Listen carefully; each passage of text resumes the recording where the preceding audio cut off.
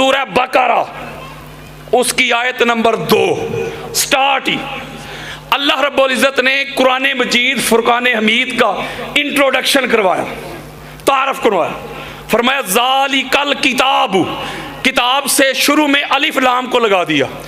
ये उलमा बैठे, आबदी साहब बैठे हुए, अलिफ लाम आता है ताकीद के लिए, खासियत के लिए, खास करना हो ना किसी को तो शुरू में उसको अलिफ और लाम लगा देते हैं। अल्लाह रब्बुल इज़्ज़त ने फरमाया ये जो किताब है ना कुरान, यानी इस पे अलिफ लाम इसलिए लगाया कि और भी कुतब अल्लाह ने नाज़िल की थी, तौरात भी, इंजील भी, ज़बूर भी, आपको पता है सहीफ़े भी, लेकिन इनके ऊपर अल्लाह रब्बुल इज़्ज़त ने ना तो महफूजियत का ज़िम्मा लिया ना इनको ख़ास किया।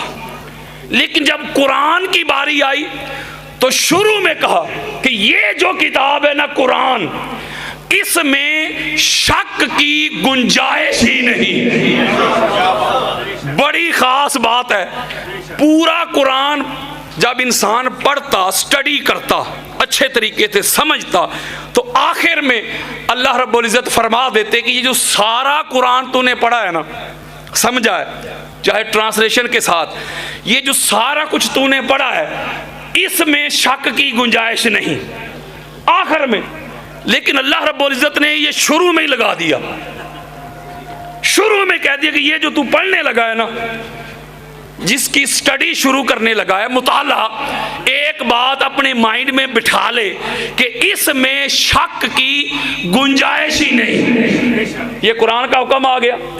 इसका मतलब है जो कुरान में शक करे, नहीं समझे यार, जो कुरान में शक करे, शुबा रखे कि पता नहीं ठीक है कि गलत, इसका मतलब है कुरान की नस दे रहा हूं, वो कुरान का मुनकर हो गया। अगर कोई बंदा नमाज नहीं पढ़ता वो काफिर नहीं होता, गुनाहगार होता है। वो कहे ना मैं नमाज को मानता ही नहीं, तो ये कुरान का इनकार हो गया, काफिर हो गया। अगर कोई बंदा रोजा नहीं रखता, गुनाहगार है, काफिर नहीं। वो कहे मैं रोजों को मानता ही नहीं, तो कुरान का इनकार हुआ कि नहीं? बोले यार, काफिर हो गया। वो ईमान की शर्त है, अल्लाह को एक मानना, आसमानी कुतब को मानना, मलाइका को मानना, उसमें एक कुरान आया कि नहीं।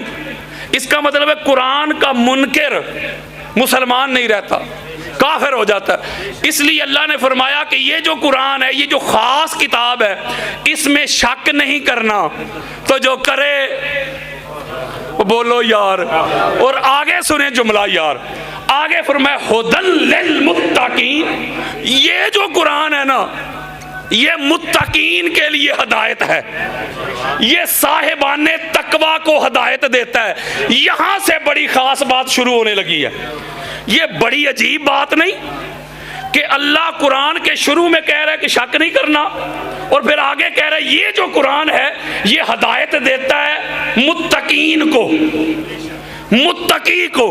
अगर कोई बंदा नमाज पढ़े तो यार मुत्तकी है ना, वो साहिब तकवा।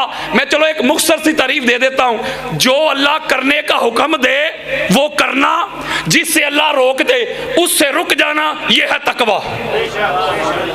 तो इसको करने वाला हो गया फाइल मुत्तकी। इसका मतलब है बड़ी खास बात है, इसका मतलब है जो नमाज पढ़ रहा है वो तो ऑलरेडी मुत्तकी है, तो पढ़ रहा है ना, वो अल्लाह के हुक्म को मान रहा है। इसका मतलब है जो नमाज पढ़ रहा है वो तो पहले ही हिदायत पे है, जो रोजा रख रहा है वो तो पहले ही मुत्तकी बन गया, जो ज़ुहद, वरा, तकवा, तहारत, यकजा, बेदारी, क़याम, रुकू, सुजूद सब पे अमल कर रहा है वो तो मुत्तकी है। फिर मुत्तकी को कौन सी हिदायत की जरूरत है? ओए होए होए होए होए, हुदल लिल मुत्तकीन। मैं कहूं भाई जो मोमिन है ना उनको कलमा पढ़ने की जरूरत है। आप कहेंगे किबला मोमिन होता ही वो है जो पहले कलमा पढ़ ले। तो इसमें अल्लाह ने फरमाया कि कुरान हदायत देता है मुत्तकीन के लिए, ये मुत्तकियों के लिए हदायत है। या तो अल्लाह कहता है ना जो बेदाते हैं, वो जो गुमराह हैं उनके लिए हदायत है ना, फरमाया मुत्तकीन के लिए। यहाँ एक ईमान अफरोज नुक्ता है, मैं मुख्तसर करने लगा हूँ, वरना ज्यादा इस पे मैं आपको दलाइल दे सकता हूँ। इसका मतलब है कोई नमाज पढ़ ले वो मुत्तकी है, रोजा रखता है, हज करता है, उम्रे करता है, हलाल हराम की पहचान करता है, जिस बात के करने का अल्लाह हुक्म दे वो करता है, जिससे अल्लाह रोके वो रुकता है। तो मुत्तकी और मुत्तकी किसे कहते हैं? वो अल्लाह कुरान में कह रहा है कुरान हदायत ही देता मुत्तकीन को है। इसका मतलब है वो तकवा कौन सा है और मुत्तकी कौन से हैं। अब वो मैं जवाब देने लगा हूं, जरा आओ मेरी तरफ। मेरे आका का फरमान सुनो, हदीसे मुस्तफ़ा सुनो। इमाम हैसमी मजमा ज़वायद व मंबाल फ़वायद में हदीस लेके आए। खतीब बगदादी तरीहे बगदाद में हदीस लेके आए। इब्ने असाकिर अपनी तारीख दमिश्कल कबीर में यह हदीस लेके आए। इमाम हिंदी कंजुल उमाल में यह हदीस लेके आए। बेशुमार हवाले में वक्त बचाना चाहता हूं। मेरे और आपके प्यारे आका का फरमान सुनो। आओ मुत्तकीन की पहचान बताऊं, आओ मुत्तकीन की हकीकत बयान करूं, असलियत बयान करूं।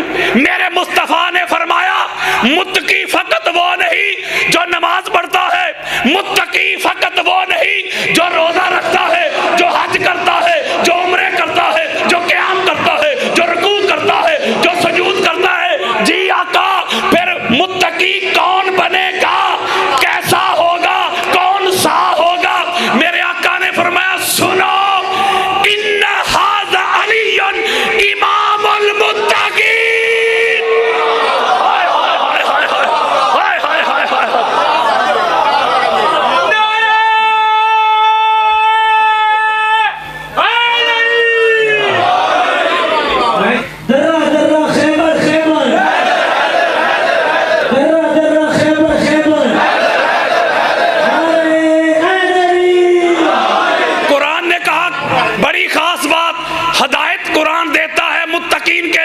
मेरे मुस्तफा ने फरमाया मुत्तकी वो होगा बेशक नमाज पढ़ ले, रोजा, हज, ज़हद, वरा, तकवा, तहारत, यकज़ा, बेदारी, क़याम, रुकू, सजूद, जितनी इबादत कर सकता है कर ले। मुत्तकी तब तक नहीं बनेगा।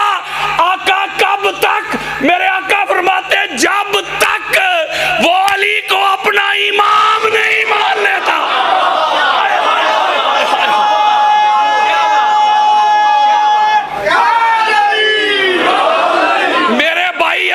इमाम मानेगा, रहबर मानेगा, हादी मानेगा, महदी मानेगा, मुर्शिद मानेगा, आका मानेगा, मौला मानेगा, मालिक मानेगा, तो मुत्तकी बनेगा। हाय हाय हाय हाय। और फिर उसको कुरान हिदायत देगा। ओए होए होए होए होए। ओ भैया, कुरान हिदायत उनको देता है जिनके सीनों में अली की मोहब्बत आती है, जो अली अलैहिस्सलाम के आगे अपना सर झुकाते हैं, तस्लीम करते हैं मौला को। आगे मैं नहीं करते,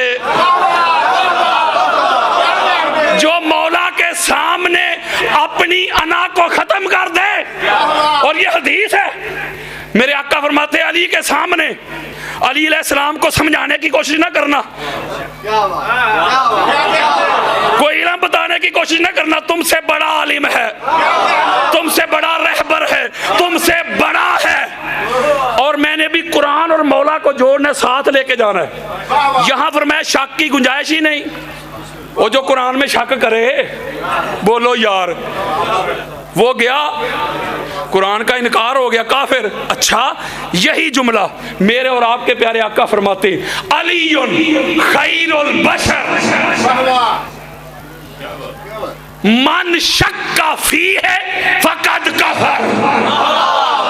ओए होए होए होए, समझे नहीं? मेरे आका फरमाते अली पूरी इंसानियत में अपने मुस्तफा के बाद सबसे आला अली है, सबसे अरफा अली है, सबसे अफजल अली है।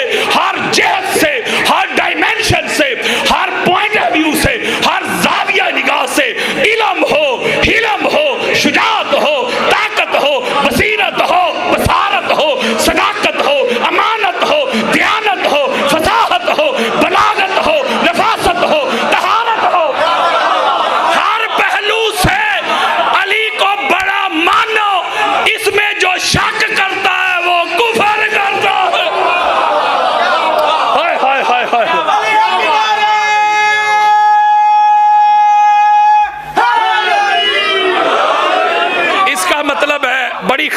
देने लगा हूं।